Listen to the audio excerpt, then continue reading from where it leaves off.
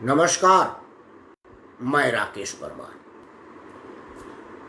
मित्रों, आज तो वैसे देश भर में बहुत सी ऐसी घटनाएं हुई जिस पर चर्चा किया जा सकता था, आपका मार्गदर्शन और आपका आशीर्वाद लिया जा सकता था।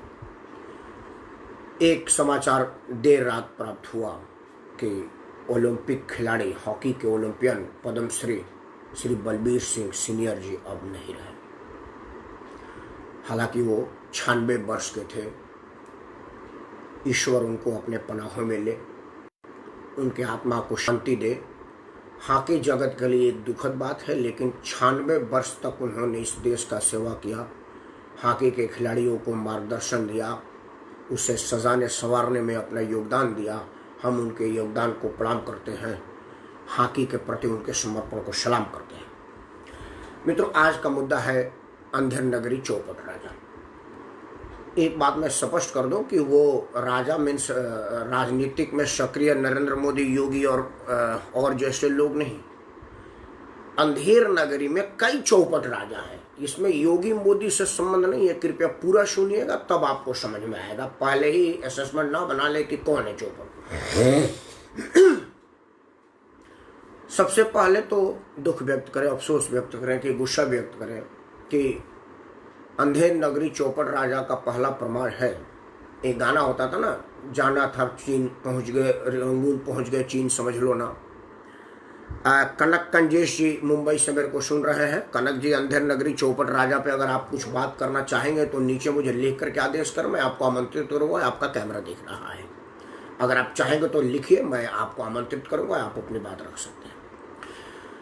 तो एक गाना था ना, जाना था चीन पहुंच गए रंगून समझ लो ना। मैं शब्द नहीं भूल रहा हूँ, याद नहीं आ रहा है कि असल में उस शब्द का बोल क्या था। सिनेमा उनवा से बहुत वास्ता नहीं रहा है। अपनी लाइफ ही एक सिनेमा की तरह से है। ट्रेजेडी भी है, रोमांस भी है, एक्शन भी है। तो दूसरे को क्या देखें।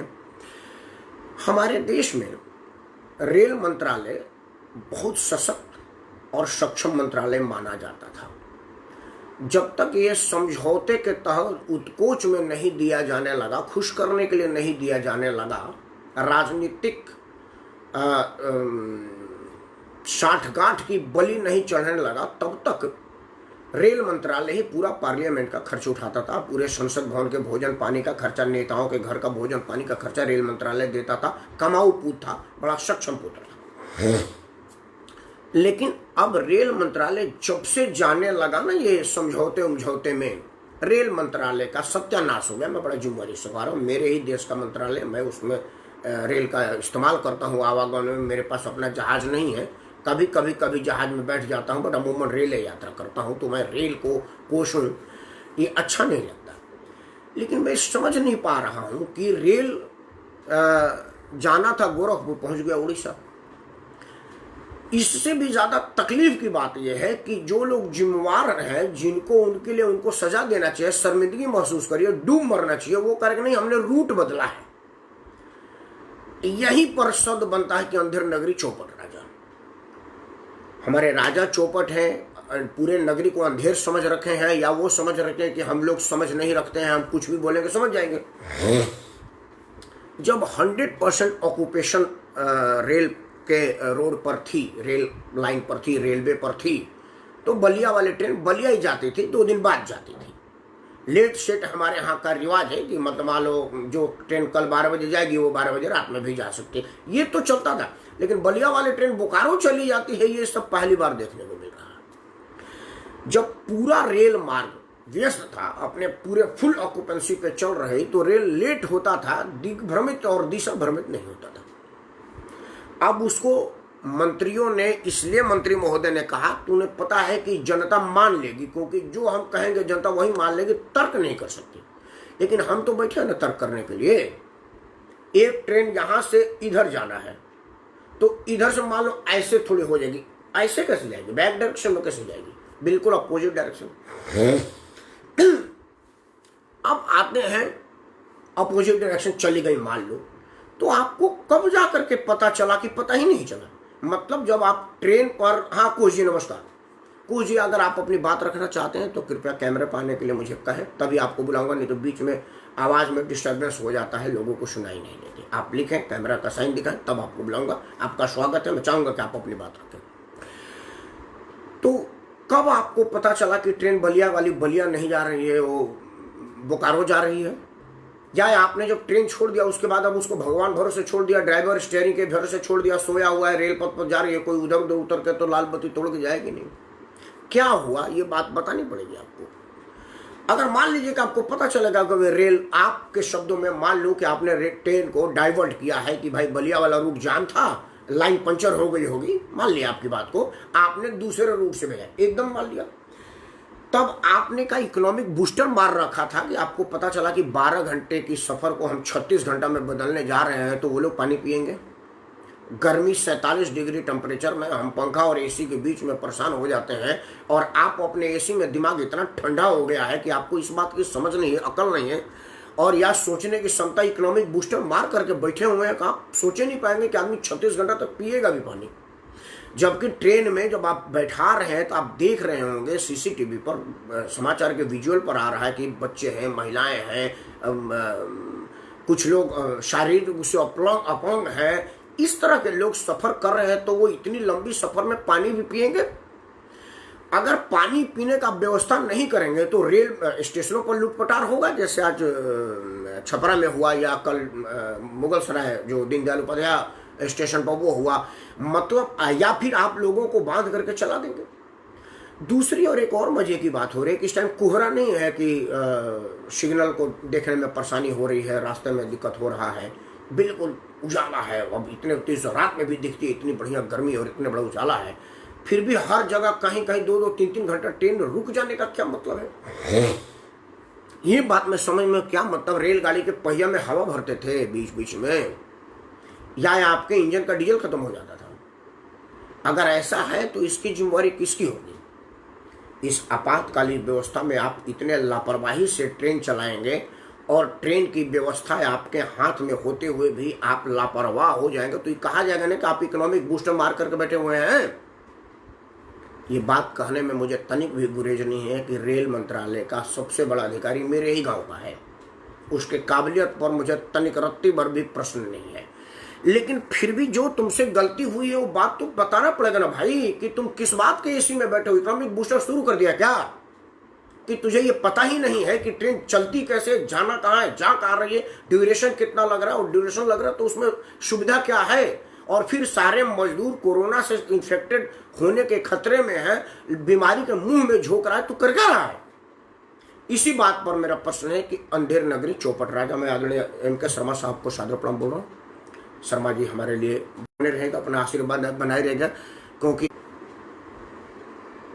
मेरा नेट डिस्टर्ब हो गया था, इस वजह से कुछ देर के लिए डिस्ट्रप्शन हुआ है। मैं आप सबसे क्षमा चाहूँगा, लेकिन क्या करेगा, जब भी मैं सरकार की तारीफ में कुछ बोलने लगता हूँ उस दिन नेट बंद हो जाता है। ये मेरा अनफॉर्चुनेट है, या हो सकता है इनडायरेक्टली बताया जा रहा हो कि भाई सरकार के विरुद्ध में मत बोलना, लेकिन मैं जब बोलता हूँ ना तो ध्यान रखता हूँ कि मैं क्या बोल रहा हूँ। फिर मैं पता करता हूँ कि मुझे सरकार ने अपना प्रवक्ता तो नियुक्त किया नहीं है, तो मैं तो वही बोलूँगा जो मुझे अच्छा लगेगा, न पक्ष में न विपक्ष में, मामला हो निष्पक्ष में। तो अब निष्पक्ष की बात आ रही है। मैं आदरणीय शर्मा साहब को कह रहा था कि बने रहिएगा, अगला महकमा, अगला नंबर आपके डिपार्टमेंट का भी है, आप भी कमिश्नर हैं और मामला आपका भी आज उठेगा। मित्रों, रेल हुआ, चलो अब एक बार इंटरप्ट हो गया तो अब उसको नहीं उठाएंगे। अंधेर नगरी चौपट राजा का अगला सीरीज है हमारे देश में राजनीति करने वाले लोग। रेल मंत्री महाराष्ट्र सरकार, रेल मंत्री बिहार सरकार, रेल मंत्री पश्चिम बंगाल सरकार, रेल मंत्री उत्तर प्रदेश सरकार, इन सब सरकारों का आपस का जो ट्वीट वार है, चिट्ठी चल रही है, उस पर बहुत चिंता है। एक तरफ तो सरकारें ट्वीट करके कह रहे हैं कि हमने 80 ट्रेन मांगा था, उद्धव ठाकरे का बयान था कि हमने 80 ट्रेन मांगा था, 40 आया है, और रेलवे मंत्री का बयान है कि हम तुमको 180 दे रहे हैं, लिस्ट दे, हम जल्दी से ट्रेन भेज रहे हैं। इनमें एक लिस्ट वाली बात ना मेरे शुरू से ही गले नहीं उतर रहा है कि आदमी का लिस्ट दो, आदमी मतलब आदमी है कि मशीन पार्ट हो गया, कोई इंस्ट्रूमेंट है कि आप उसकी लिस्ट मांग रहे हो। भाई लिस्ट वाली बात मैं नहीं समझ पा रहा हूँ कि भाई लिस्ट किस बात का लिस्ट आप मांग रहे हैं कि हमको लिस्ट नहीं आया, हमको लिस्ट नहीं दिया, बात समझ में नहीं आ रही है। आजकल तकनीक का ज़माना। मैं सीधे इस टाइम आपसे बात कर रहा हूँ, आप मेरे को देख रहे हैं। रेलवे के पास भी तकनीक का ज़माना होगा। वो इतना करती कि भाई लाइन लगा देता, जिस 100 आदमी बैठेंगे, 1 2 3 99 100 बंद। अब अगली ट्रेन में बैठेंगे, 100 आदमी जाते। उसके बाद उस स्टेशन का मास्टर बोलता कि हेलो बलिया, बलिया कालिंग, बलिया, बलिया वाले लोग 100 आदमी आपके यहाँ चले गए, 18 घंटे में आपके यहाँ पहुंच जाएंगे। Ballia will responsible to take care. उसमें लिस्ट बनाना, लिस्ट जाने इसका मतलब मैं नहीं समझ पा रहा हूँ कि ऐसा क्यों हो रहा है।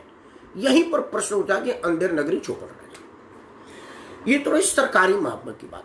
अब कुछ राजनीति पर बात कर लेते हैं। मित्रों, हमारे उत्तर प्रदेश बिहार की मैं बात करूंगा। मुझे दुनिया की तो नॉलेज है नहीं। उत्तर प्रदेश में घर है और बिहार में रिश्तेदारी है, तो यूपी बिहार की चर्चा कर लें तो बहुत होगा। पूरा देश अभी बाद में करेंगे। मैं यूपी का रहने वाला हूँ।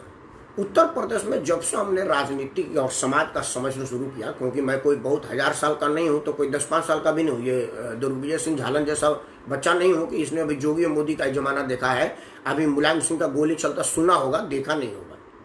सड़कों पर कैबिनेट मंत्री को लाठी से पीट पीट के मार देने की किसी समाचार के कोने में पड़े होंगे झूलन दुर्गविजय, लेकिन देखे नहीं होंगे। हमने वो जमाना देखा है कि सीधे ठाई से गोली मार दी गई है। हमने ये भी देखा है। आपके ज़माना नहीं है कि मैं सीधे फेसबुक पर बोल रहा हूँ और कोई डर नहीं है कि कोई गोली मार देगा। हमने वो भी ज़माना देखा है कि कोई आदमी की आशंका होती थी कि ये बोल रहा था तो उसके छाती पर हाथी चढ़ा दी गई। ये भी ज़माना था दुर्गविजय। ईश्वर करो कि तुम लोग बहुत मतलब बाद में आए, बढ़िया वातावरण में आए। नहीं तो हमने ये आदरणीय द्विवेदी जी को ये सब सीने याद होगी। द्विवेदी जी इस विषय पर ज़्यादा रोशनी डालेंगे कि ज़माना ऐसा सब कि अगर किसी को संदेह होता था ना कि राकेश परमार सरकार के विरुद्ध बोल सकता है, इतने देर में हमारा कार्यक्रम हो जाता।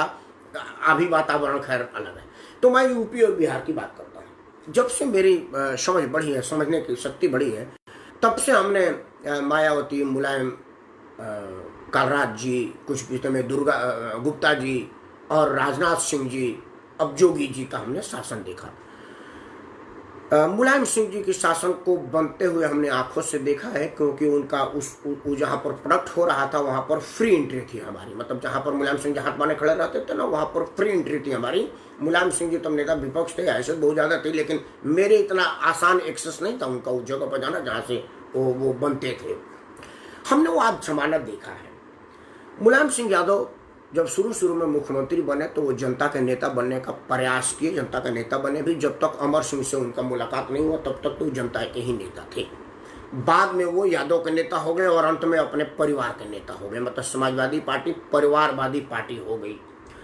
झालन ने क्या लिखा है? हाँ, खुशनसीब हो आप लोग कि आप उस जमाने के नहीं हो जिस वक्त बैरिया बांध के रोड पर बैठते हो ना, हर बार कलेक्टर और डिप्टी कलेक्टर तुमको आके उठा के ले जाता है। ऐसा भी जमाना था कि बैठ जाते तो सवेरे उठते नहीं, पता भी नहीं चलता कहाँ गए। ईश्वर ना करे ऐसा दिन दोबारा देखने को मिले। द्विवेदी जी इस बात को बता सकते हैं बहुत अच्छे समय पर हो कि जब मर्जी आता है बैरिया बांध नहीं बनती है, अपना आवाज़ उठाते हो, बड़े प्रगतिशील लड़के हो, होना भी चाहिए, युवा हो, अच्छी सोच है। लेकिन कम से कम पुलिस उठा के ले जाती है और थाने में ले जाती है या तुमको घर छोड़ देती है, नहीं तो वो लोग कहाँ छोड़ देते थे। अब मैं उस कल्पना को भी नहीं बताना चाहता। ईश्वर ना करे कि तुम लोगों को इस दिन देखने को पड़े।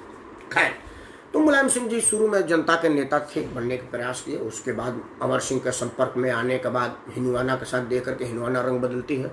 उसके बाद वो यादव के नेता बने, उसके बाद अपने परिवार के नेता बने। अब तक उनकी पारिवारिक पार्टी समाजवादी पार्टी परिवारिक पार्टी के रूप में काम कर रही थी।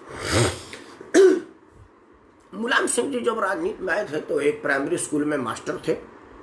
उनकी राजनीतिक शिक्षा दीक्षा मेरे ही गांव के आदरणीय रामेश्वर सिंह जी सांसद सदस्य हुआ करते थे, लोक दल के अध्यक्ष हुआ करते थे। उनके सानिध्य में आना जाना था, तो हमको वहाँ से वो जमाना याद है। मुलायम सिंह जी बहुत साधारण व्यक्तित्व का आदमी थे, बहुत साधारण थे। उन्होंने अपने बयान में भी बोला है कि साइकिल चुनाव निशान इसलिए बना कि बाहर आने जाने के लिए पैसा नहीं था, क्या करे, तो साइकिल मांग मांग के करते थे। हम लोगों ने 4-5 आदमी से चंदा मांग करके एक पुराना साइकिल खरीदा, इसीलिए अपना चुनाव निशान साइकिल मांगा था, क्योंकि वो हमारे याद में है। बड़ी अच्छी बात है, गरीब होना कोई बुरा बात नहीं, मैं स्वयं भी बड़ा गरीब आदमी हूँ।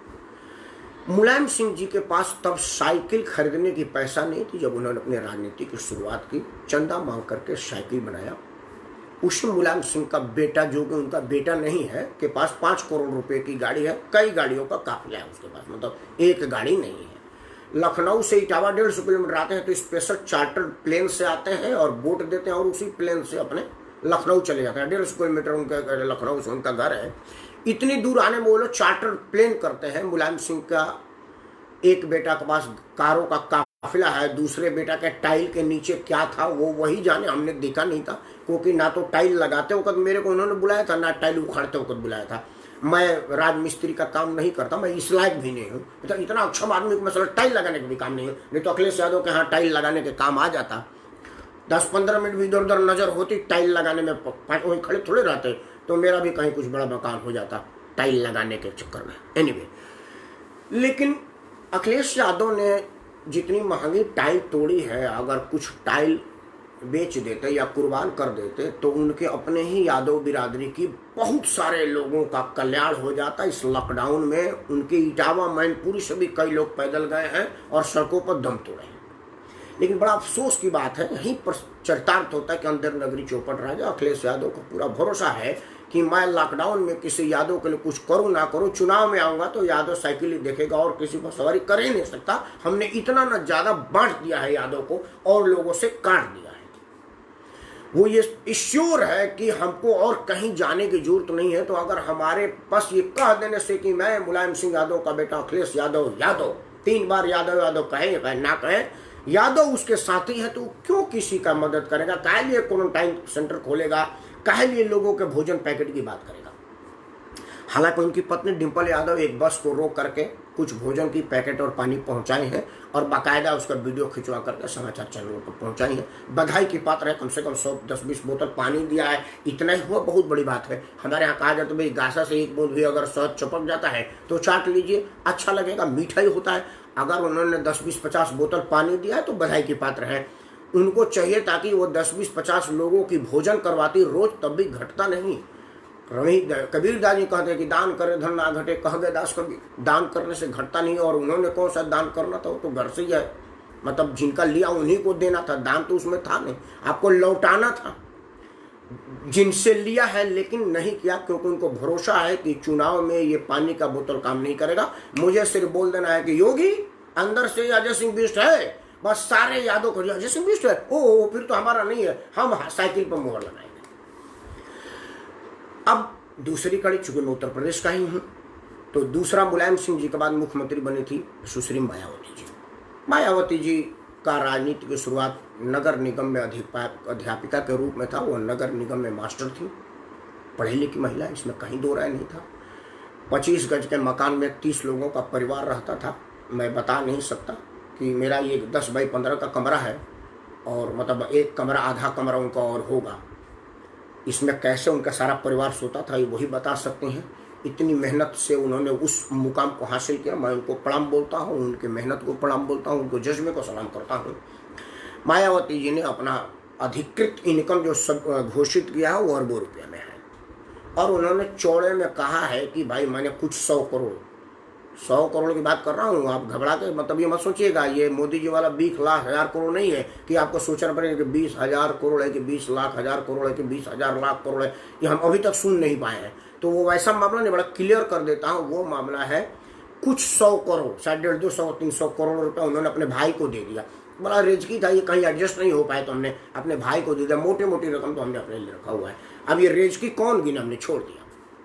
लेकिन वो मायावती कहती हैं कि मैं दलित की बेटी हूँ, आप किसी और देवी को पूजने क्यों जाते हो, साक्षात देवी हूँ, मेरे कोई चढ़ाओ, मेरे कोई पूजो, मैं आपके लिए बराबर रही। ठीक बात है मायावती जी, आप देवी हैं, दौलत की देवी हैं, दलित की देवी, मान लिया, हमको उसमें कोई एतराज नहीं है, क्योंकि मैं देवी देवता वाले लिस्ट में हूँ ही नहीं कि मैं आपसे कंपटीशन हो। यार देखो यार, मैं अभी लॉन्च होने वाला था तब तक मायावती लॉन्च हो गई, हमको इससे कोई मतलब नहीं है। देवी देवता वाले लॉन्च वाले लिस्ट में मेरा नाम ही नहीं है, तो मैं उस कंपटीशन में नहीं, आप देवी बने, देवता बने, जो बने।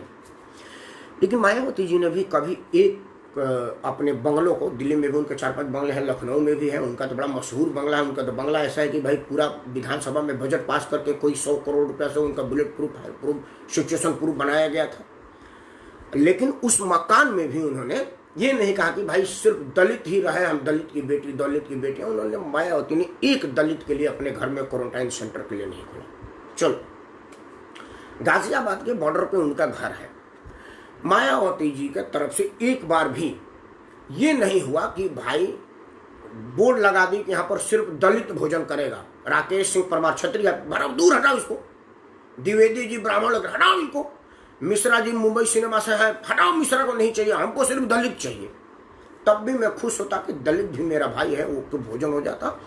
मायावती की तरफ से कोई एक गिलास पानी, एक समोसा, एक बिस्कुट का कहीं कोई इंतजाम, अगर किसी ने सुना देखा हो तो कृपया मुझे करेक्ट करिएगा, क्योंकि मैं बेमतलब बातें बोल करके बाद में मुझे ग्लानि हो गया और मैं गलत बोल गया। उससे बढ़िया है कि वहीं नीचे लिख दीजिए जो लोग मार्गदर्शन दे रहे हैं। जैसे मैं कल गलत बोल गया था, मेरा विपिन लिखा था कि वो हरनारायण राजभर आदरणीय भरत सिंह जी और कुशवाहा जीते थे, मैं मनोज सिन्हा बोल गया था। तो उस तरह से अगर कोई हो तो कृपया करेक्ट करेगा। अगर किसी आदमी ने देखा हो कि मायावती ने कोई मजदूरों के लिए भोजन का स्टॉल लगाया कि भाई तुम लोग 1500 किलोमीटर से पैदल जा रहे हो और हमारे ही वोटर हो, इसलिए तुमको एक मैंने भोजन का व्यवस्था किया है, रहने का बेशक ना करूं, क्योंकि जब हमारे घर में तो छिड़काव होने के बाद दलित सामने से गुजरता है। मायावती जी जब किसी मलिन बस्ती में जाती हैं तो शीशा पूरा चढ़ा रहता है, फिर भी घरों पर छिड़काव रहता है, एक एक पुलिस वाला खड़ा रहता था उसी दलित के घर के सामने कि वो दरवाजा खोल कर मायावती पर झांक ना दे, क्योंकि पसीने की बदबू मायावती की गाड़ी के शीशा के भीतर साइलेंसर से ना घुस जाए। मायावती इतना प्रिकॉशन लिया करती थी। तो मायावती ने घर में तो बुलाना नहीं था, ये तो श्योर था, लेकिन कम से कम मायावती को ये चाहिए था कि वो 1000-2000 आदमी का रोज भोजन करवाते, क्योंकि जब अपने भाई को 200-400-500 करोड़ रुपया दे सकते हैं, उनका वो भाई जो 4th क्लास का एम्प्लॉय है नोएडा अथॉरिटी में, उसके पास हजारों करोड़ की संपत्ति है। वो कहाँ से आए मैं नहीं पूछ रहा हूँ, क्योंकि राजनीतिक में पूछना बेहुदगी है और मैं बेहुदा आदमी नहीं हूँ। हमको पता है कि कहाँ से आता है, तो क्या जो चीज़ मैं जानता हूँ उसमें क्या पूछूं। आप समझिए कि कहाँ से आया। जो आदमी नगर निगम में अध्यापिका थी, 25 गज के मकान में रहती थी, अब 25 से ज़्यादा उसके पास मकान है एकड़ों में, मतलब कोई 150 गज में नहीं है, कई एकड़ में है। और दिल्ली के चाणक्यपुरी सबसे महंगा इलाका है जहाँ राज्य सरकार और विदेश का राजदूत रहते हैं, वहाँ पर मायावती जी का मकान है, कभी गई नहीं। खैर, लेकिन उन्होंने अपने हजारों करोड़ों की संपत्ति में से किसी दलित के लिए एक दिन खाने का व्यवस्था नहीं किया कि भाई तुम लोग दूर जा रहे हो। क्यों? क्योंकि उनको पता है कि अंधेर नगरी चौपट राजा। हमने सिर्फ ये चुनाव के एक दिन पहले बोल देना कि देखिए हजारों साल से इन्होंने हमको शोषित किया है। कि इन्होंने ये नहीं बताना, क्योंकि अगर इन्होंने कह दिया कि राकेश परमार और द्विवेदी जी ने शोषित किया है, तो राकेश परमार द्विवेदी दोनों पढ़े लिखे श्रेणी में आते हैं। वो पूछ देंगे कि भाई इस देश में अंग्रेज शासन किए, मुगल शासन किए, राकेश परमार कब शोषित कर गया? पंडित जी पूछ देंगे कि एक चीज बताओ, डोली उठा करके किनके घर में जाने का परंपरा था जिसको तुम शोषित कह रही हो? जो मीम भीम कोलैबोरेशन का चर्चा चल रहा है, कोलैबोरेशन आज से नहीं है, शादी के पहले ही था कि जब दुल्हन आएगी तो पहले नवाब साहब के यहाँ जाएगी। मीम भीम कोलैबोरेशन वहां था, तभी एक पंडित जी द्विवेदी जी जैसा कोई आदमी इनका पुरखा पुरानिया सोचा होगा कि यार ये तो बड़ा गलत बात हो रहा है, तो उन्होंने बोला कि काम करो, सिनोरा में ताक पट रखो सुअर का हाड़, क्योंकि मुसलमान सुअर के हाड़ से नफरत करेगा, उस दुल्हन को अपने यहाँ नहीं ले जाया जाएगा। ये द्विवेदी जी का कोई पुरानिया ने सलाह दिया होगा, उस पंडित जी के सलाह को आज ये कह रहा है कि मनुवादी है और पंडित विरोधी। पंडित जी लोगों ने हमको अलग किया है, ये क्लियर करेंगे तो पंडित जी बोल देंगे। प्रेमनाथ द्विवेदी जी जैसा आदमी कह देगा कि सुन, तेरे ताक पाट में सुअर की हड्डी रखने की सलाह किसने दिया और क्यों दिया? बस ये मीम भीम कोलैबोरेशन वहीं धड़ाम से गिर जाएगा। लेकिन इतना उनको मालूम है कि ये सब चौपट लोग हैं, इन्हें समझ की कोई ना, सिर्फ कह दूं कि इस वर्षों से सताए जा रहे हो, वो हाथी पर मोहर मार जाएंगे। तो हमने हजारों करोड़ में से 2010 रुपए भी खर्चा करके क्या करना, क्या लाभ होने वाला इससे? मान लो 10-20 आदमी को पानी पिला दो, क्या फायदा?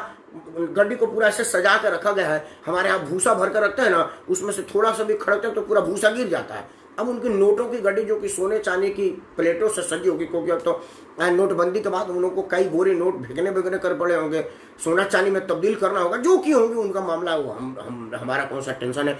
बट वो नहीं चाहती कि अब उसको बड़े बढ़िया से सेट कर दिया है तो उसको खड़काया जाए। मायावती ने भी कभी कोई एक आदमी का कहीं कोई भोजन का व्यवस्था नहीं किया। ट्वीट जरूर कर रही है कि ये कांग्रेस राजनीति कर रही है, अखिलेश राजनीति कर रहे हैं, फलाना राजनीति कर रहे हैं। एनीवे, अब आते हैं उत्तर प्रदेश के अगले शासक महोदय पर। अभी भारतीय जनता पार्टी का शासन है। मैं भाजपा के भक्तों से, और मैं स्वयं भी भाजपा में नरेंद्र मोदी का भक्त ही के श्रेणी में अपने आप को मानता हूँ। मैं बड़ा क्लियर कर दूं कि मैं मोदी योगी के करीब करीब भक्त ही हूँ, मतलब एकदम करीब करीब।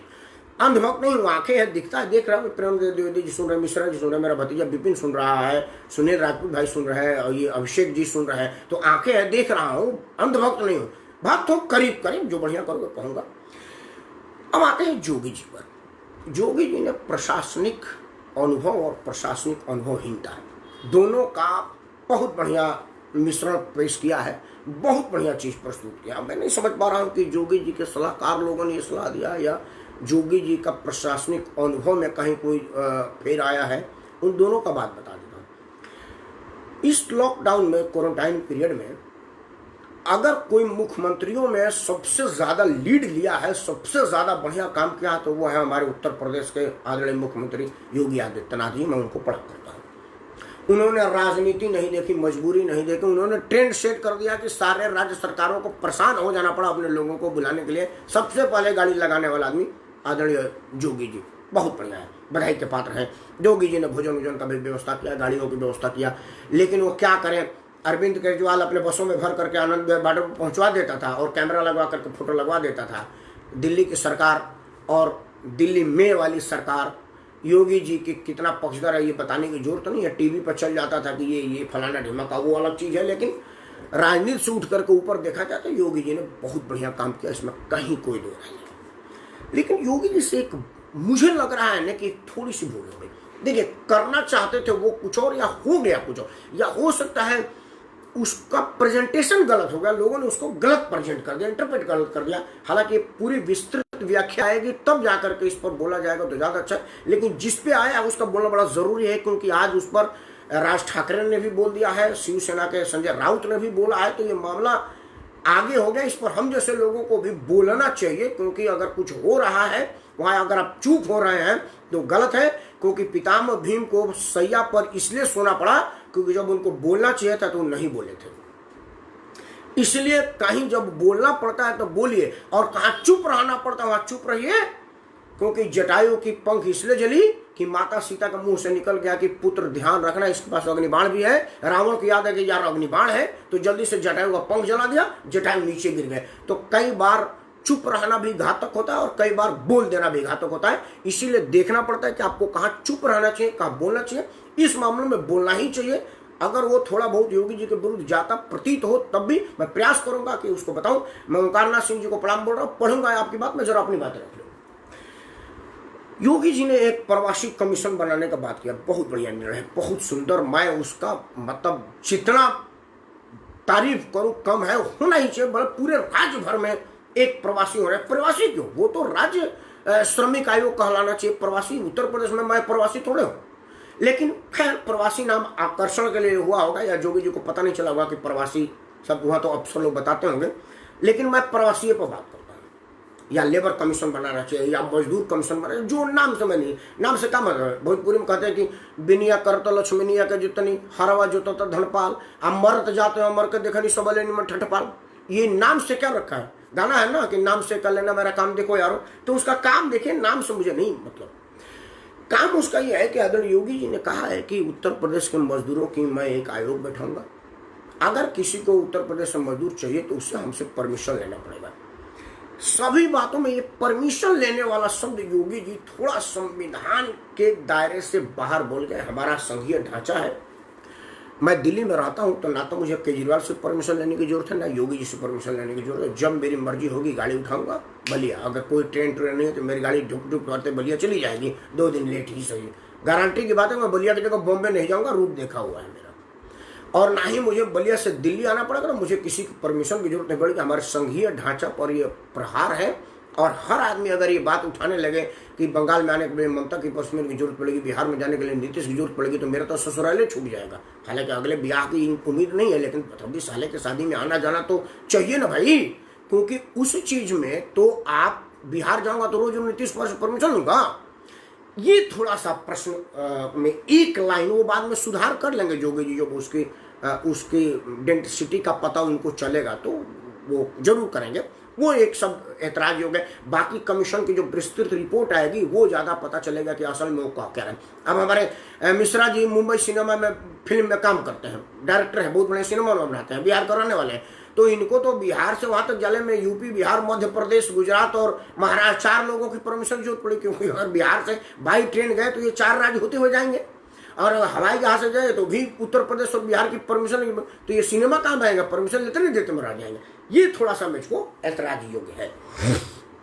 लेकिन योगी जी के भावना पर मुझे ऐतराज नहीं है। योगी जी का भावना ये था, योगी जी ने कहा कि जो लोग बाहर से काम करके आए हैं उन लोगों के लिए मैं यहीं पर व्यवस्था कायम करूंगा, यहीं पर करूंगा, इसलिए इसका एक डाटा तैयार करूँ। स्वागत योग्य है।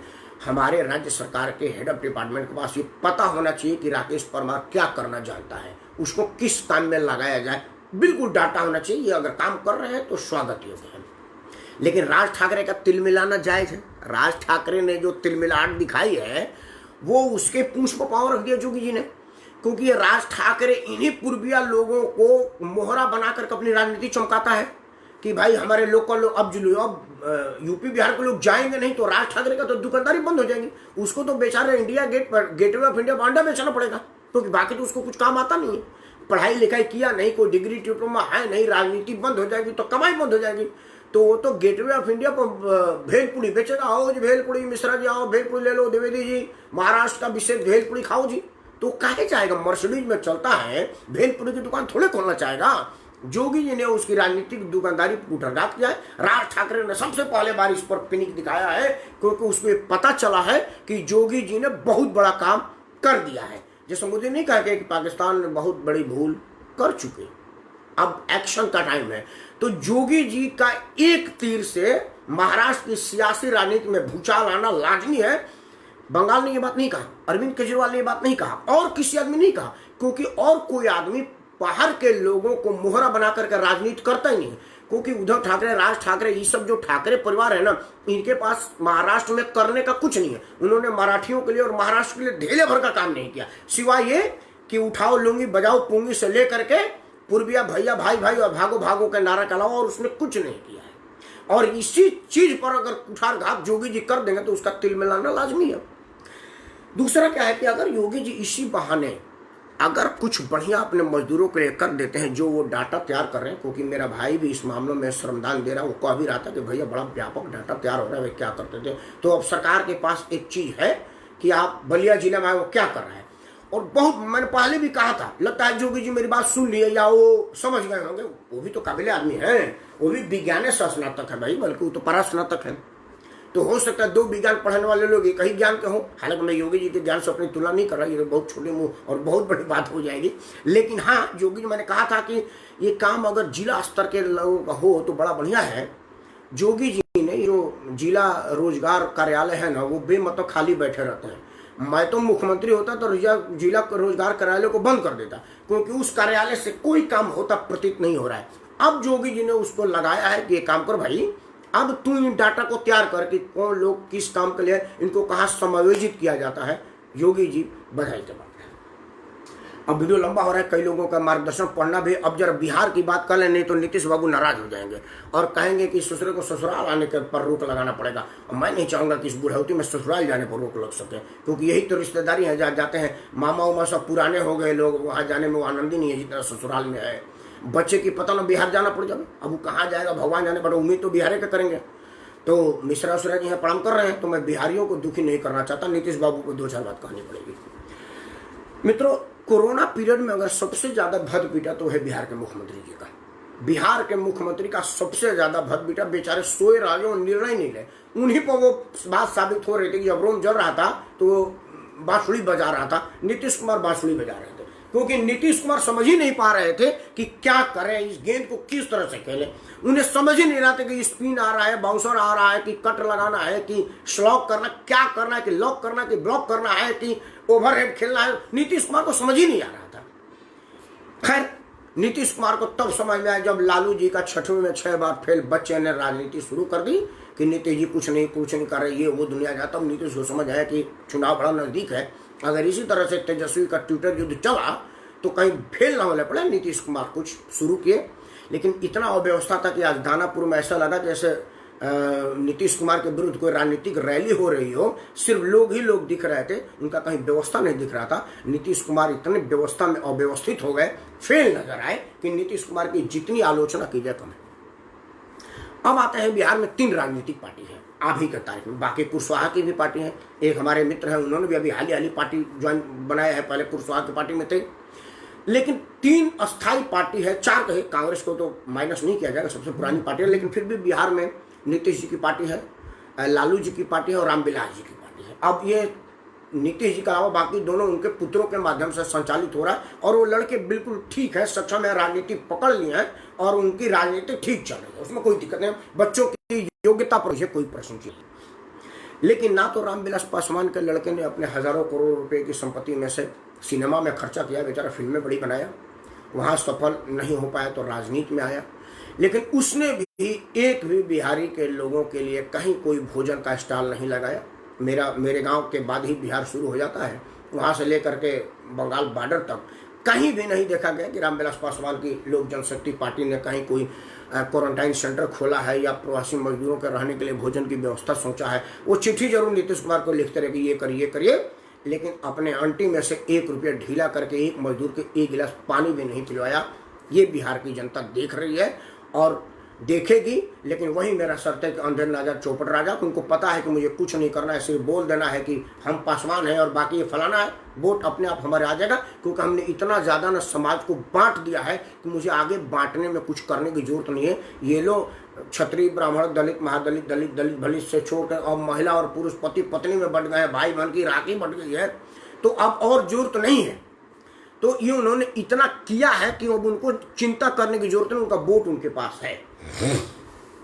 लालू जी के बेटा की बात करता हूँ, लालू प्रसाद यादव जो अपनी राजनीति की शुरुआत करे तो वो खुद ही कह रहे थे कि मैं वेटरनरी हॉस्पिटल के चपरासी वार्ड में, चपरासी के एक वाले कमरे में हम 4 भाई रहते थे, तो 10 बाई 12 के कमरे में 4 लोग और उनकी पत्नियां और बच्चे कहाँ सोचे होंगे ईश्वर जाने, हमारा मामला नहीं है। लेकिन अभी लालू प्रसाद यादव के पास घोषित फार्म हाउस और बंगला और कोठी है। उनका एक लड़का जो 9वीं में खींच खाच के पास हुआ, 9 अंग्रेजी हिंदी भोजपुरी में नहीं लिख सकता, BMW में चलता है।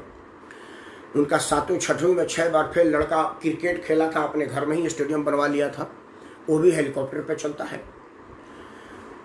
उसने भी ये नहीं कहा कि हमने इन्हीं लोगों को दूध बेच करके कमाए हैं, क्योंकि उनके माताजी ने कहा है कि जो मेरे अरबों रुपए की संपत्ति है वो हम दूध बेचे हैं, जो 2 भैंस पाल रखे थे उस 2 भैंस से दूध बेचे हैं। अब उस पर 2 भैंस से दूध बेचे मत पूछे, नहीं तो रामदेव के दुकान पर भी प्रश्न उठ जाएंगे कि हजारों टन रोज घी बेचते हैं रामदेव महाराज, तो उतनी कई करोड़ गायें रखे कहाँ हैं। तो ये आजकल पूछना बेवकूफ़ी है। अंधेर राजा चौपट राजा में आप चौपट मत होइए। उनका मान लीजिए कि लालू प्रसाद की पत्नी 2 भैंसों से करोड़ रुपया कमा ली थी, दूध इन्हीं लोगों को बेची थी, लेकिन तभी लालू प्रसाद यादव के परिवार से कहीं कोई एक आदमी के लिए कहीं कोई भोजन आयोजन ऐसा कुछ नहीं हुआ, क्योंकि उनको पता है कि अंधेर नगरी चौपट राजा हमें क्या करना है। इन लोगों को थोड़ी बहुत बताऊंगा कि ये फलाना है, और फिर जातीय उन्माद इतना फैला दिए हैं, इतना समाज को जाति में बांट दिए हैं कि हमें और आगे मेहनत करने की जरूरत नहीं है। वोट हमारा यादव वाला हमारे पर जाएगा, ये है मित्रों। अब हमारा काम है आप लोगों से अनुरोध करना और आपका काम है इस विषय पर बचत करना कि क्या हम अंधेर नगरी और चौपट ही रहेंगे या हम समझ रखेंगे। रिपुंजय पाठक जैसे समझदार हैं, मेरे बलिया से दुर्बिया संचालन है, ये सब नए लड़के हैं, इन लोगों को इस विषय में विचार करना चाहिए था कि आप लीग में बहोगे, क्योंकि ये दोनों जो युवा हमारे बलिया का हैं। रिपुंजय पाठक उम्र में मेरा आधे से भी ज़्यादा है, लेकिन उसने हमसे उम्र में कई गुना ज़्यादा काम किया। वो बताया कि जुझारूपन इसमें है, लेकिन क्या समाज सेवा को जुझारूपन से ही करेंगे या लीग से बहेंगे, ये रिपुंजय पाठक को सोचना है। हर तीसरे दिन बलिया के टूट फूट सड़कों की मरम्मत के लिए जो दुर्विजय झालन रोज रोज सड़कों पर बैठा करता है, तो क्या वो ये बैठना उठना ही करेगा या राजनीति को साफ सुथरा करने के लिए उस कीचड़ में उतर करके सफाई करेगा या उसी पे जाएगा। ये ऐसे युवाओं के लिए मैं छोड़ो, हम लोगों की तो उम्र हो गई है, अब तो हम बस आधा घंटा आपके सामने अपनी निहरा अपनी चिरौरी करके रहेंगे, क्योंकि अब हमसे यही होगा, हम सड़क पर बैठ नहीं सकते। रिपुंजय पाठक जैसे कई 100 फीट बलिया जिले में सबसे बड़ा ऊंचा झंडा नहीं गाड़ा सकते, लेकिन हाँ आपसे कह तो सकते हैं 50 वर्ष का अनुभव का, उसका आप फायदा उठाएं और अंधेर नगरी चौपट राजा ना बने, सनम और सक्षम बने, तभी जाकर के हमारी राजनीति बदलेगी। आप युवा लोग हो, आप लोग हैं, आप लोगों से कुछ उम्मीद है तो कुछ बढ़िया करिए। इस बीच कुछ लोगों ने मुझे मार्गदर्शन दिया है, मैं चाहता हूँ वो पढ़ूँ, उसमें से भी मेरे लिए कई चीज़ समझने सजने वाली हूँ। मैं पहले ऊपर से पढ़ना शुरू करता हूँ। आदरणीय प्रेम निवादी जी को मैं सादर प्रणाम बोल रहा हूँ। कनक भाई को भी नमस्कार, संदीप को शुभाशीर्वाद, संजय सिंह को नमस्कार। संजय भाई ने लिखा है कि आप केजरीवाल के लिए क्या किया, आपका स्वागत है, बोलो धन बल हिम्मत बल क्या आप केजरीवाल के लिए क्या किया, आपका स्वागत है, बोलो धन बल हिम्मत बल क्या चाहिए। संजय भाई आपका आशीर्वाद चाहिए। केजरीवाल भारतीय जनता पार्टी के भूल का परिणाम है। भारतीय जनता पार्टी को 4 लोग बाहर से समर्थन देने के लिए तैयार बैठे थे, रोज रोज अपना बयान देते थे, लेकिन नरेंद्र मोदी की सरकार ने कहा था कि हम पार्टी विद डिफरेंस हम ऐसा नहीं करते, और 4 सीट मिल रही थी उसको नहीं लिया। दिल्ली की जनता इतनी पिनकी कि उनको 4 सीट भी नहीं दी अगले चुनाव में। तो अरविंद केजरीवाल अपने से नहीं हुआ है, भारतीय जनता पार्टी की राजनीतिक भूल का परिणाम है और टीवी मीडिया का प्रचार का हिस्सा है। अरविंद केजरीवाल ही एक नमूना है जिसको कहा जाता है कि एक ऐसा वायरस छोड़ करके कई साल के लिए क्वारंटाइन में अन्ना हजारे चले गए थे। हम लोग तो 2 महीने से क्वारंटाइन में है। सबसे लंबा क्वारंटाइन अन्ना हजारे की है। वो अब ना तो लोकपाल के बिल के लिए दिख रहे हैं, ना ही और किसी के लिए दिख रहे हैं, क्योंकि दिल्ली में उन्होंने एक ऐसा वायरस छोड़ा है कि अगर दिल्ली में आएंगे तो उनका दम घुट करके जान चला जाएगा। बुजुर्ग आदमी है, ईश्वर उनको लंबी उम्र दे, वो लंबी क्वारंटाइन में है। बलिया फाउंडेशन, नमस्कार भाई जी। सत्यनारायण प्रकाश सिंह, हाँ सत्यनारायण का शुभाशीर्वाद बाबू। हाँ कुछ भाई नमस्कार। अमित सिंह ने अमित सिंह के ऊपर मनीष कुमार ने लिखा है कि आज आपका टॉपिक बहुत अच्छा है। जी आपको अच्छा लगा, मुझे बहुत खुशी है। आप लोगों का प्रेम बना रहे, टॉपिक रोज बढ़िया ही निकाल कर टॉपिक लाएंगे। अमित सिंह परमार ने लिखा है कि भैंस की तरह हवा के दिशा में मुंह उठा करके चल दे रही है रेलगाड़ी। खैर यहाँ तो तुम अपना कांग्रेसी राजनीति के तहत कर रहे हो। रेलगाड़ी भैंस की तरह से नहीं चलती, वहाँ भैंस के अकल की तरह से लोगों को चलाने से चलती है। तो उदाहरण ये रहता कि ये साले भैंस के अकल की तरह से है, समझ नहीं पा रहे हैं। जैसे मैंने कहा था कि ये इकोनॉमिक बूस्टर मार के बैठे हुए हैं, क्योंकि वो जहाँ पैट बदलेंगे गाड़ी वहीं जाएगी। लेकिन चलो, M.K. शर्मा साहब को नमस्कार बोल रहा। जो आपका आदेश, कुश कुमार जी आपका आदेश का आप आइए ना, आपका स्वागत है। अमित सिंह परमार ने लिखा है कि गोयल जी को आ रहे हैं कि राज्य सरकार डाटा नहीं दे रही। यही तो मैं कह रहा हूं कि इसमें डाटा का क्या करोगे भाई साहब। शादी की मैचिंग करवानी है कि ग्रह नक्षत्र मिल रहा है कि नहीं, कुंडली मिलान करना है क्या? गोयल साहब को बतानी चाहिए कि कुंडली मिलाओगे, आदमी बैठाओ, रेल बैठाओ, 100 आदमी के 100 है तो 100 बैठेगा, 500 का तो 500 बैठेगा, उसमें कुंडली मिलान करना है का? गोयल साहब को दिमाग भ्रमण है। गोयल साहब को लग रहा है कि अंधेर नगरी है, यहाँ इतना थोड़े लोग पूछेंगे। अब सब लोग राकेश प्रमाण है कि गोयल साहब से पूछेंगे, गोयल एक बता डाटा क्या करेगा? कुंडली मिलानी है। और कुंडली क्या मिलेगा? मेरी तो शादी हो गई, कुंडली क्या करूंगा मिलाकर? अगर मुझे रेल में बैठनी होगी तो डाटा ले क्या करेगा? गाड़ी खड़ा कर, 100 आदमी का हो तो 100 आदमी बैठेगा, 500 आदमी बैठेगा। डाटा का क्या करना? ये सब इसलिए हो रहा है कि उनको पता है कि देश के लोग अंधेर नगरी चौपट राजा है। मनीष सिंह लिख रहे हैं कि सिस्टम के बैंड बज गया है सर अपने देश में। सिस्टम का बैंड बजाया कौन है मेरे भाई? इमरजेंसी में एक दिन भी रेल लेट नहीं होती, क्योंकि उनको पता था कि अगर लेट होगा ना तो वो लेट हो जाएंगे। उनके ऊपर तलवार लटक दी, गए और नौकरी से गए। वही होना चाहिए। रणधीर सिंह चिकू जी को नमस्कार बोल रहा हूँ मैं। फिर अमित सिंह ने कहा कि रूटीन ट्रेन में तो लिस्ट बन ही नहीं पाती, रेलवे से ठूस ठूस करके जाते हैं। ये समझ में नहीं आती कि सड़क की भीड़ नहीं दिख रही जो लिस्ट। ये अमित भाई इसकी बात कर रहा हूँ कि यहाँ लिस्ट की जरूरत नहीं थी। अगर आपको भेजना था तो आप रेलगाड़ी खड़ा कर देते कि ये पटना जा रही है। अब जिन लोगों को पटना जाना बैठ जाए, ये गोरखपुर जा रही है, ये मद्रास जा रही है, ये होना चाहिए था। ये लिस्ट उसकी बात नहीं है। दुर्विजय झाला हंसे हैं, मैं हंसी का पात्र हूँ, इसीलिए हंसे हो, या अपने पे हंसे हो या वर्तमान राजनीति पे हंसे हो, लेकिन ईश्वर तुम्हारी हंसी बरकरार रखे। दुर्विजय, उम्र में बड़े होने का नाते आशीर्वाद है मेरा। सही कहे भैया जी, बिल्कुल, बहुत बहुत धन्यवाद आपका। मनीष फिर दोबारा लेकर के, आज बहुत अच्छा लगा कि आपने इस टॉपिक का नाम अंधेर नगरी, हाँ अच्छा लगा, मैं बोला अंधेर नगरी चौपट राजा दे दिया जाए। अमित सिंह लेकर के अंधेर नगरी चौपट राजा में एक बात पर चर्चा और कर ले, जो आज रविशंकर प्रसाद जी का ट्विटर था, बिहारी वाली साइकिल लकड़ी। हाँ ये करना था, 11 साढ़े 11 बज रहा, बहुत लंबी ना हो ये बात था, लेकिन मैंने कहा कि यूपी बिहार के सरकार में कर दे। रविशंकर प्रसाद तो सरकार के अंग नहीं है ना, वो तो सरकार के पार्ट है। हम तो यूपी और बिहार के सरकारों की बात कर रहे थे। ये अंधेर नगरी की ये बात थी, बिल्कुल सही कहे। अब यहाँ दुर्विजय कारण कनक कंजे से लेके, हालांकि भैया मुझे बोलना नहीं चाहिए, वह साइकिल वाला प्रकरण भी अंधेर नगरी चौपट राजा की कहानी, आप उस पर कहिए ना, आपका स्वागत है भाई। ज्ञान प्रकाश, हाँ भाई नमस्कार। कनक जी ने दोबारा आदेश किया है कि इस गर्मी के दिनों में कोई भी आदमी 1 घंटे में साइकिल 15 से 20 किलोमीटर से ज़्यादा नहीं चला सकता। अतः वो अगर 10 घंटा लगातार साइकिल चला है तब भी 150 दिन में लगेगा 1200 किलोमीटर जाना, वो बिना खाए। ऐसा देखो, वो साइकिल वाला प्रकरण में ना आप चलोगे ना तो वो एक टीवी का फुटेज घोटाला हुआ है। 7 दिन में मोटरसाइकिल से जाया जा सकता है अगर फास्ट राइडर हो। 7 दिन में 1200 किलोमीटर 12 साल के लड़की से नहीं चला जा सकता। लेकिन कई बार ना अतिशोक्ति होती है, तो अतिशोक्ति में लोग कुछ कह देते हैं। लेकिन चलो, कुछ भी करने से भारत की थोड़ी बहुत बदनामी हुई तो क्या उस लड़की का भाग्य सुधर गया। कई लोगों ने उसको अप्रोच किया है, उसकी आर्थिक दशा सब बदल जाएगी, बढ़ जाएगी। ये ठीक बात है, गरीब तो है, उसका कुछ कल्याण हो जाए। अमेरिका के राष्ट्रपति की बेटी ने भी उसको ट्विटर के माध्यम से आशीष दिया है, तो ये अच्छी बात है। लेकिन जो आप कह रहे हैं, लोगों को इसमें क्या मतलब है कि भारत की कहाँ बदनामी होती है? समाचार वाले बदनाम करने के लिए बैठे हुए हैं। समाचार वाले को ये थोड़े सोचना है कि मैं जो बोल रहा हूँ उसका असर क्या है। समाचार वालों को बुला के बैठा के भाई तेरे को नई साइकिल देता हूँ, बिहार पहुँच के दिखा 7 दिन के अंदर में, तो उनकी हवा निकल जाएगी। लेकिन हमारे यहाँ अंधेर नगरी चौपट राजा मैंने हेडिंग इसलिए तो दिया था, तो ये तो रेलेवेंट नहीं बनता क्वेश्चन जो आप कह रहे हैं। आपका बात बिल्कुल सही है, लेकिन वहां से जो आज समझ वाले लोग हो, समाचार को समझ के पढ़े। नहीं तो यहाँ पर टीवी में समाचार चलता है, बताइए ट्रैक्टर चला कौन रहा है, कोई दिख नहीं रहा है। पानी पर आदमी को चलाते दिखाया जाता है, पानी ऊपर से शिवलिंग पर टपक रहा है, कहाँ से आ रहा है ये दिखाया जाता है। तो समाचार का तो छोड़ दीजिए, समाचार में तो अंधेर भी है और चौपट भी और महामूर्ख भी है। क्योंकि वही समाचार है ना जब 2000 नोट में चिप दिखाया था कि सैटेलाइट से पकड़ लेगा। जब भी आप समाचार देखते तो याद है ना कि ये 2000 का नोट मोदी जी निकाला है, इसमें माइक्रो चिप है, ये जमीन के 1000 फीट नीचे भी गाड़ोगे ना तो सैटेलाइट पकड़ लेगा। ये भी समाचार में आया हुआ है। तो जब आप उसको बर्दाश्त कर लिए तो ये 7 दिन में 1200 किलोमीटर हजम कर लीजिए, कोई बहुत नुकसान नहीं करेगा। इसको हजम करिए। समाचार हमारे देश में लोग हजम करने लगे हैं, ये बहुत है, लोगों के हाजमा मजबूत है।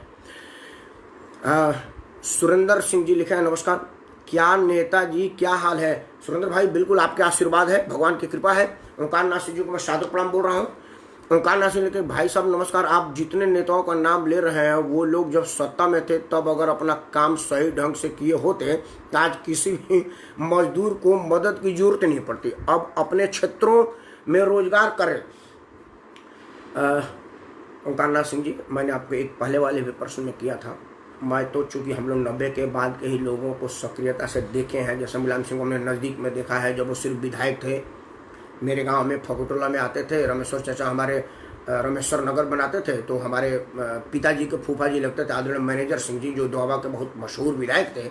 मैनेजर सिंह ने हमको कहा भोजपुरी में, आपको उनका नहीं भोजपुरी समझ में, हाँ तन पानी चला दें करा ये विधायक हों। ये विधायक कौन? फती बुटी बा का मतलब विधायक हमन। वो लोटा लेके गए थे सवेरे खाना खाने के बाद, जो पूरी खाए थे उसको निकालने के लिए। तो मैं पानी से बोले कहाँ के विधायक गई, तो हिंदी में बोला, तब मुझे हिंदी में बोलना पड़ा। मैं वो हिंदी वाला है, भोजपुरी वाले नहीं है। तो मुलायम सिंह जी को मैं लोटा लेकर अपने फकुटल में जाते देखा है, उनको मुख्यमंत्री बनते भी देखा है। और सौभाग्य की बात है कि जनेश्वर मिश्रा जी के जन्मदिन के कार्यक्रम में आते थे हम लोग भी। बड़ा सौभाग्य हम लोगों को था कि मिश्रा जी के घर के अंदर जाने का था, तो हमने नज़दीक से भी देखा है, इसीलिए मुलायम सिंह से शुरू किया।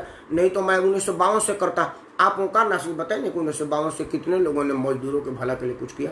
आपके एक टॉपिक में मैं बताता था ना कि 1952 से जो उद्योगपति, किसी का भाई पिताजी मास्टर थे तो कोई किसान था, आज देश के 1 नंबर 2 नंबर पोस्ट। तो ये बात तो आएगी ना समझ में। मेरा आजकल ट्राईपैड को आ रहा है कि परमात्मा तुम जरा औकात से बोले करो। ओंकार नाथ जी मैं क्षमा चाहता हूँ, टाईपैड मेरा कुछ मुझसे नाराज है। खैर अब ज़्यादा सरकार के विरुद्ध नहीं बोलूँगा, नहीं तो दोबारा गिरेगा।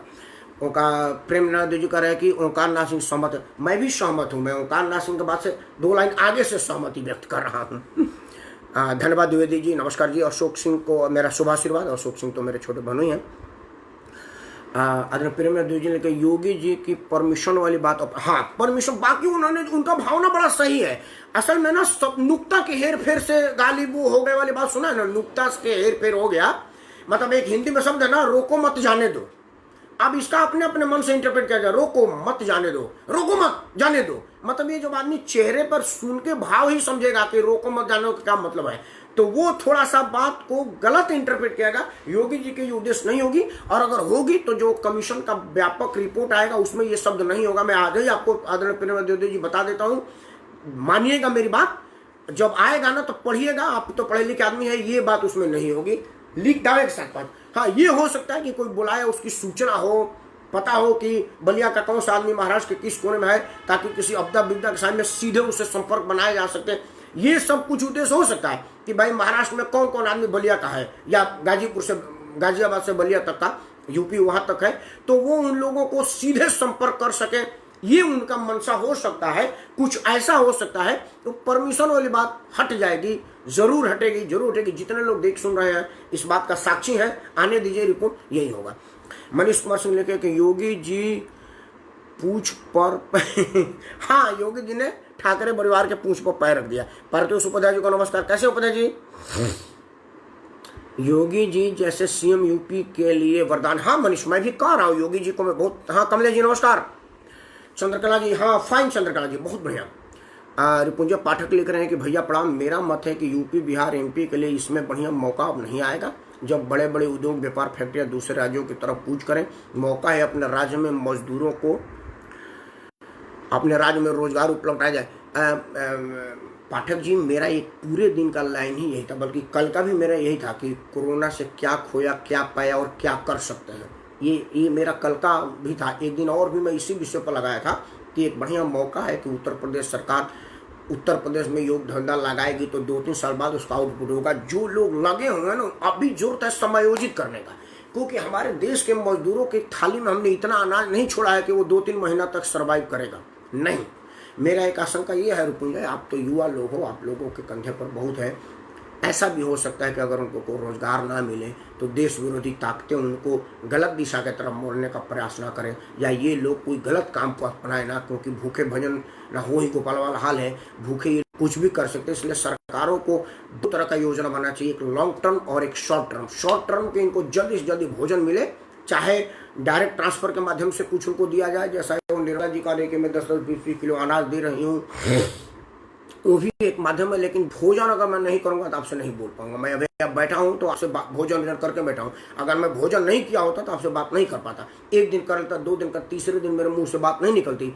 तो भोजन बड़ा जरूरी है, और हमने अपने मजदूरों को इस हालत में नहीं छोड़ रखा है कि वो 2-3 महीने का भोजन का व्यवस्था करके रखा हो। ऐसा अगर पता चल जाए, नेता लोग उसकी किडनी निकाल कर रख लेंगे महाराज। हमारे यहाँ के राजनीतिक और उद्योगपतियों की साठ गांठ इतनी है कि गरीब आदमी 2-2 किडनी लेके चल रहा है। सारे लोग इस बात के दुखी महसूस होते हैं कि साला राकेश परमार जैसा गरीब आदमी 2-2 किडनी का भार क्यों बर्दाश्त किया है, इसका एक किडनी निकाल कर बेच दो। ऐसे हमारे लोग हैं।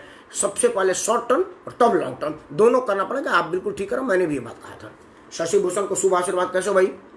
रिपोर्ट दोबारा, समूचा देश अब जल्दी घर नहीं छोड़ना चाहेगा, लेकिन कमाएगा कहाँ, खाएगा क्या, गरीब मारे जाएंगे भैया सरकारों को राजनीति ऊपर। एक दिन और मैंने रुपुंजय जी यही बात कहा था कि जो आदमी को उस दुख तकलीफ का एहसास होगा कि मैंने जिन राज्यों की इकोनॉमिक व्यवस्था को मजबूत किया था अपनी मेहनत पे, अपने पसीने पर, वो लोग उस नालायक बच्चे की तरह से हो गए जिस तरह से माँ बाप अपने बच्चे को पाल पोस के बड़े करते हैं, और जब वो बूढ़े हो जाते हैं, कमाने नहीं लगते हैं, तो लोग उनको अनाथ आश्रम में छोड़ देते हैं। उसी नालायक बच्चों की तरह से वो सरकारें हो गई हैं कि जब मजदूर के पास काम नहीं रहा लॉकडाउन में तो उनको दूध पड़ी मुखी की तरफ फेंक दिया। लोगों को ये याद रहेगा, पूर्वांचल के लोग बड़े शान वाले लोग हैं, बड़े स्वाभिमान वाले होते हैं। वो स्वाभिमान के तहत मजबूर होकर के मर जाना पसंद करेंगे, लेकिन उनके यहाँ जाना नहीं पसंद करेंगे। लेकिन हम जो लोग हैं, हम जो सरकार हैं, हम अपने लोगों को मरने के लिए नहीं ना छोड़ सकते, इसलिए उनको रोजगार की इंतजाम करनी पड़ेगी। उनके स्तर का ना हो तो थोड़ा कम भी हो, लेकिन हो तो मैं उम्मीद करता हूँ कि वो कहीं नहीं जाएंगे। मैंने अपने कल वाले बात में कहा था कि मैं बदरपुर में रहता हूँ, मानेसर 75 किलोमीटर हमारे घर से है। मैं मानेसर भी महीना 2 महीने एक आध बार जाता हूँ। सोनीपत, पानीपत, पूरे एनसीआर तक मेरी गाड़ी चलती रहती है। 4-4, 6-6 घंटा मैं गाड़ी चला कर चलता हूँ। तो अगर मुझे नौकरी मिलेगी तो बलिया, गाजीपुर, बक्सर तक भी मैं जा सकता हूँ, अगर मुझे कमाने की जरूरत पड़ेगी, अगर मुझे लगेगा कि बिना कमाए नहीं रहा जा सकता। तो यूपी, ओंकाना सिंह ने यूपी प्लस योगी बराबर। हाँ बिल्कुल यूपी योगी, एकदम यूपी योगी। आपने जो कहा बिल्कुल ठीक कहा, योगी जी उपयोगी है। कुछ शब्दों के हेर फेर, अब जब हम ही बोलते हैं तो कुछ शब्द हल्के निकल जाते होंगे, मेरा मनसा नहीं है। लेकिन मित्रों, आज का प्रश्न यही था कि अंधेर नगरी चौपट राजा, और इस चीज में अंधेरी नगरी भी हम ही अंधेरे में लोग हैं और चौपट भी हम ही लोग हैं, क्योंकि लोकतंत्र में लोक ही राजा होता है। तो ये राजा मतलब नीतीश कुमार, लालू प्रसाद यादव, रामविलास पासवान, योगी, मुलायम, मायावती और उद्धव राज ठाकरे से ज़्यादा राकेश परमार, दिग्विजय सिंह झालन, विपिन कांत सिंह, रुकुंजय पाठक जैसे लोगों को, आदरणीय द्विवेदी जी को मैं नहीं कह सकता, बड़े हैं हमसे, आप लोग छोटे हो इसलिए मैं आपको ये बात कह सकता हूँ। आप नाराज होंगे तो हम आपको मना लेंगे, उम्र में छोटे हैं, बड़े लोगों को इस उदाहरण में नहीं लेता। तो हम ही लोग चौपट हैं, क्योंकि हम लोग बहकावे में आ जाते हैं कि अब योगी जी मेरे लिए उपयोगी हैं, तो अगर वो ये भी कहें कि परमिशन लो तो हम उस बात को बढ़िया मांग दें। नहीं, मेरे लिए योगी जी बहुत उपयोगी हैं, इसीलिए मैं कह रहा हूँ कि योगी जी का मुंह से ये हल्की बातें उनके स्तर का नहीं था, उनसे स्लिप ऑफ टंग हो गया होगा या बोलने में निकल गया होगा, उनका मनसा ये नहीं होगा। और अगर ये मनसा है तो उन्होंने पूछ पर पाँव रख दिया है और इसका ये बात निकली है तो दूर तक जाएगी। और मैं चाहता हूं कि इतनी दूर तक जाए कि दूर दूर तक लोग उत्तर प्रदेश के लोगों को सम्मान के दृष्टि से देखें। उन्हें हमेशा ये डर बना रहे कि अगर मैं राकेश परमार को थोड़ी भी हल्की बात बोलूँगा तो योगी जी रेड कारपेट बिछा करके परमार को बुलाने के लिए तैयार हैं, बॉटम ऑफ द हार्ट से वेलकम करने के तैयार है। इसलिए परमार को केजरीवाल हाथ जोड़ कर रखेगा। वैसे केजरीवाल इस रिश्ते में नहीं है कि हमको कुछ कह दे, क्योंकि केजरीवाल हमसे है, हम केजरीवाल से नहीं है। केजरीवाल के पहले से हम दिल्ली में हैं और बात तक भी रहेंगे। केजरीवाल कहाँ रहेंगे, ये केजरीवाल रहेंगे। खैर, आप जो लोग युवा हैं वो इस बात को जाने माने कि राजनीति बहुत अच्छी जगह है, राजनीति में सक्रियता होनी चाहिए, चाहे चुनाव परिणाम बदलने तक हो या परिणाम का पार्ट बनने तक हो। लेकिन अगर कोई आदमी गलत राजनीति करता है तो उसको सुधारिए, उसको समझाइए। और चुनाव के टाइम में मेरी इस बात को याद रखिए, आप लोगों के भाषणों में ये सब जरूर होना चाहिए कि जब कोरोना आया था तो मुलायम सिंह ने कितने लोगों को भोजन करवाया था, मायावती ने कितने लोगों को भोजन कराया था, लालू जी ने कितने लोगों को भोजन कराया था, रामविलास जी ने कितने लोगों को भोजन करवाया था। अगर नहीं करवाया था तो तुमको बोलने का अधिकार नहीं है। तब जा करके लोगों को समझ में आएगी कि ये अंधेर नगरी और चौपट राजा नहीं है, ये सब लोग समझदार और सक्षम लोग हैं। बात बढ़ने से पहले बालेश्वर जी को मैं प्रणाम करता हूँ। बालेश्वर नाथ सिंह ने मुझे मार्गदर्शन दिया, मैं इनकी बात पढ़ लूँ। आपने लिखा है कि लग रहा है कि पूरा देश गरीबों के लिए परेशान है। यह देखकर मैं परेशान हूँ कि इतने तीमारदारी के बाद भी इतने गरीब बने कैसे। हाथी का दांत देखा है आपने बसवनाथ सिंह जी, खाने के और दिखाने के और। जो नेता लोग हैं वो बयान दिखा रहे हैं और हम लोग कुछ लायक नहीं है तो हम उनके बयान को, ना तो मेरी भावना जा रही है ना सरकार की योजना जा रही है। मजदूर के पास भगवान का आशीर्वाद जा रहा है, उनका अपना भरोसा जा रहा है और मजदूर इसी बात के लिए मजबूर है, तभी वो मजदूर है। इन सब मजदूरों से उठ जाएगा तो अपने मालिक, स्वाभिमान, अपने मन का मालिक हो जाएगा। और जिस दिन वो अपने मन का मालिक हो जाएगा ये देश के लिए उचित नहीं होगा, क्योंकि श्रम नहीं होगा तो विकास कहाँ से होगा। और अगर श्रम और विकास दोनों अलग अलग हो जाएंगे तो इस देश का सत्यानाश होगा। ईश्वर करे कि मेरी बातें गलत हो, ईश्वर करे कि ये मेरी सोच गलत हो। इन्हीं शब्दों के साथ आप सब लोग मेरे को देख सुन रहे थे, आप सबको आशीर्वाद मेरे पर बना रहे। इस आपात स्थिति में, अनवांटेड स्थिति है, हम सब दुआ करें कि हारेगा कोरोना, जीतेगा हिंदुस्तान। आप सबको मेरा सारा प्रणाम। जय श्री राम।